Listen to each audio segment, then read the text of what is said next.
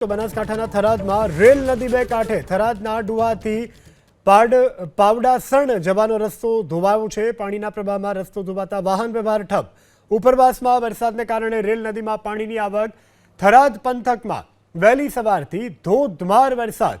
તો બનાસકાંઠાના દ્રશ્યોમાં આપણે બતાવી રહ્યા છીએ કે જ્યાં થરાદમાં રેલ નદી બે કાંઠે થરાદના ડુવાથી પાવડાસણ જવાનો રસ્તો અત્યારે ધોવાયો છે।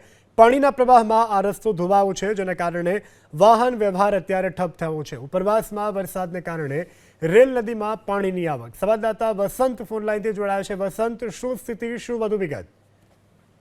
બિલકુલ મહત્વની વાત છે કે જે રીતે બનાસકાંઠા જિલ્લા સહિત ઉપરવાસમાં ધોધમાર વરસાદ છે, જેના કારણે ક્યાંક ને ક્યાંક ભારે નુકસાન પણ વેઠવાનો વારો આવે છે। મહત્વની વાત છે કે થરાદના ડુવાથી પાવડાસણ જવાનો માર્ગ છે તે ધોવાયો છે।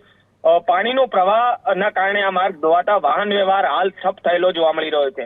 જોકે ઉપરવાસમાં ભારે વરસાદના કારણે હાલ રેલ નદીમાં પાણીની આવક શરૂ થઈ છે।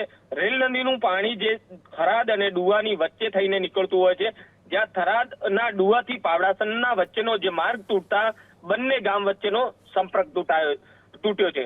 મહત્વની વાત છે કે થરાદ પંથકમાં વહેલી સવારથી જ ધોધમાર વરસાદ ખાબકી રહ્યો છે। થરાદની જો વાત કરવામાં થરાદમાં 2 ઇંચ, સુઈગામમાં 8 ઇંચથી વધુ, એટલે કે સરહદીય વિસ્તારમાં ધોધમાર હાલ વરસાદ પણ વરસી રહ્યો છે। જી વસંત, સમગ્ર જાણકારી બદલ આભાર।